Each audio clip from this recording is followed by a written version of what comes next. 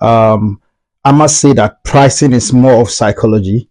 That is, it is more psychological than the actual value of the product. That is how expensive or how cheap it is. Let me give you this analogy. When you go to your shop to buy a product for um, £20 and you realize that it is just £10 in another shop 10 minutes away, you are more tempted to go to where it is £10, drive 10 minutes to get it because you've achieved a £10 difference.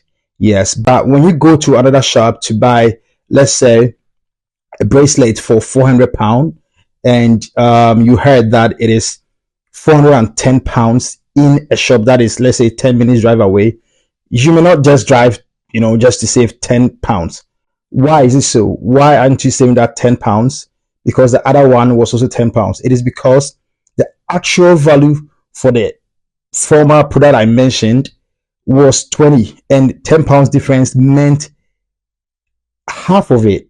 You understand? But when you go to where it was £410, it wasn't half of it. It was just a £10 difference. So in this case, £10 becomes relative. So people buy your product in ratio. So if the price is different from what they knew, what is the ratio? Is it just a figure, or is it 1 to 1 or 1 to 2?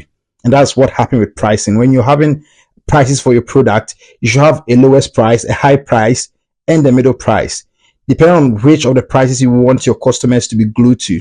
If you want them to be focusing more on the lower price, you have to make sure the middle price is way too expensive than the middle the lower price. That would mean that they'll feel like, oh, they're getting good value for buying the lower price.